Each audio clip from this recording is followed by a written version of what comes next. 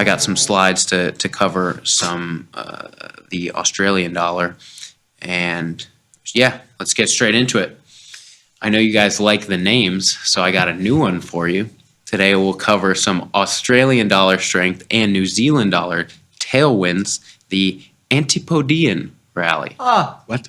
I know you guys like the Australasian. That's your word. I was going to say it, but then I forgot. There's no joke here. Australasian. These are all very serious words. Yeah. But the antipodean rally. Antipodean describes the literal definition as meaning the other point of the world. So exactly opposite of where you are situated in the world. Yeah.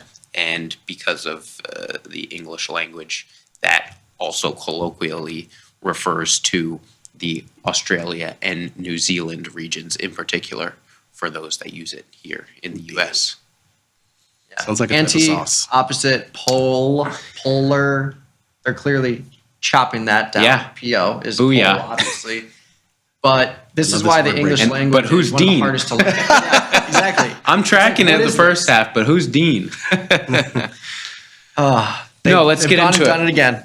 Let's go to the next slide, because this has been a fascinating story in the FX markets this week, looking at the Reserve Bank of Australia flipping the script here, flipping the cycle, and now beginning to hike rates while making them the first major central bank that came down from this cutting cycle late in 2024, starting in 2024 into 2025. First central bank to flip, of course, the Bank of Japan. You might say, oh, I've heard they're hiking. They did not participate in what is to be said as the global cutting cycle that the U.S. is still in, and many other countries are still in a bit more of a pause now. As we know, our rates here in the U.S. pausing for a while, but the forecast is 2 more rate cuts for us.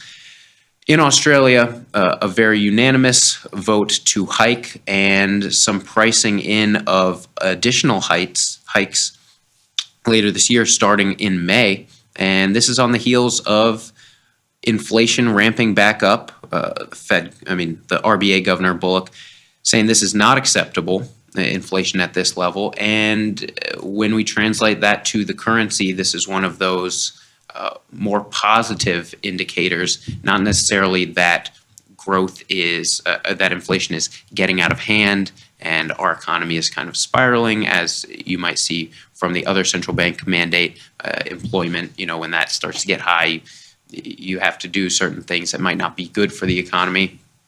Here, this inflation is a result of positive economic growth. And if we flip over to the next slide, we'll see that is leading to a rally in this Australian dollar. If we flip to the next slide, please.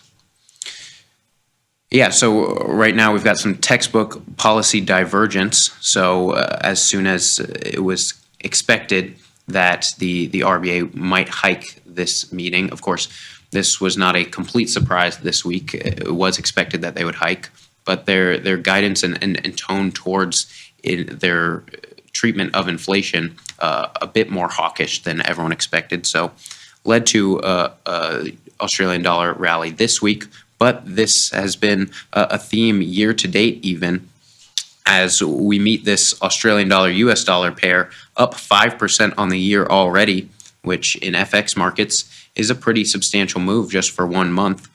And, we've got this fundamental story building, hot Australian data, Fed cutting, RBA hiking, compile onto that US dollar weakness broadly, and risk sentiment remaining pretty positive.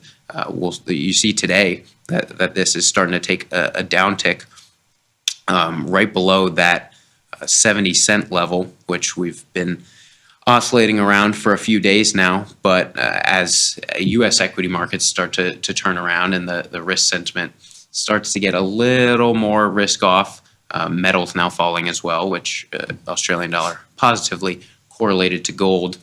Maybe this is the start of this rally turning around. But for the last few weeks, this has been a pretty positive picture for the Australian dollar, not only against the US dollar, but against a basket of other currencies as well.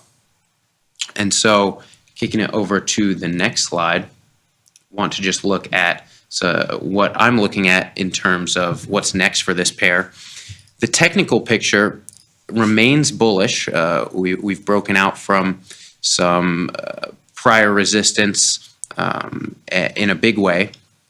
We're still well above the trend line that was set from 2025.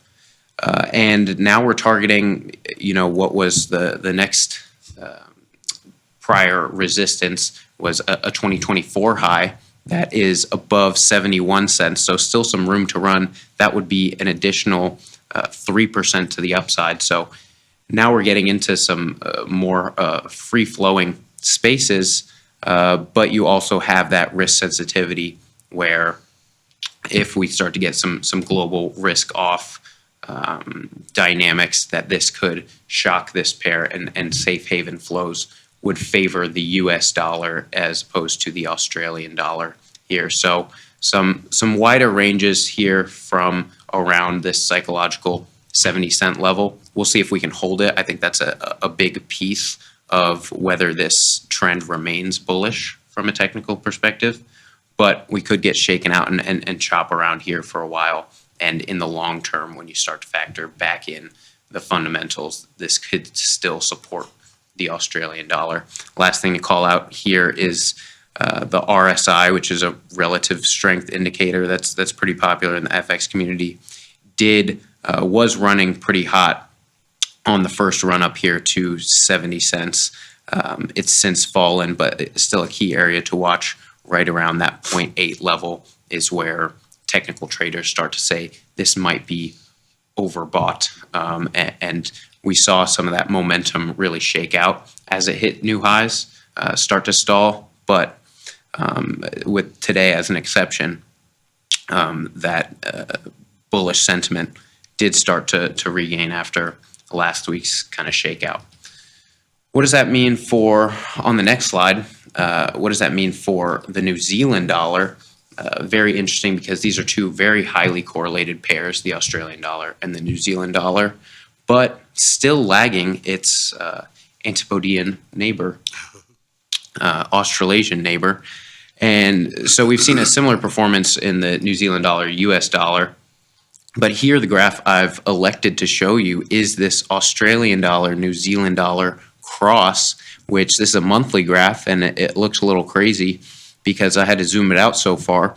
We are currently stuttering at highs in this cross-currency pair dating all the way back to 2013. So the Australian dollar not only ripping against the US dollar, but really taking it to its neighbor, New Zealand. And so this sets up an interesting thought process for US traders. Not necessarily that you have to trade this cross-currency pair exactly, but when you start to look at your US dollar pairs and you see it on the graph, hey, this New Zealand dollar is supposed to be very correlated to the Australian dollar. It's lagging a little bit. That could set the stage for, a catch-up play here in the New Zealand dollar. But first, it has to also follow the fundamentals that are bolstering the Australian dollar. They've got an interest rate decision later this month. They could hike. Haven't read too much into it, but a hike would not surprise. But if they start to get the same kind of economic picture that's been bolstering the Australian dollar, that could start to catch up. We could see a reversion in this cross-currency pair and also see a greater magnitude of upside for this New Zealand dollar that isn't so reliant on just plain US dollar weakness, but still a very liquid pair, that New Zealand dollar, US dollar. So a lot to look for in this space. Key takeaways on the next slide. Exactly what I've been saying, that this Australian dollar strength isn't coming out of nowhere. It does have some fundamental backers and a pretty interesting picture to monitor. And New Zealand dollar also riding that tailwind, but needs to catch up on some of its fundamentals and some heightened risk sensitivity as we get an equity shakeout here from the U.S. side, that this New Zealand dollar might be even more risk sensitive than the Australian dollar, but still both pretty liquid global proxies for a lot of things that are hot on the radar.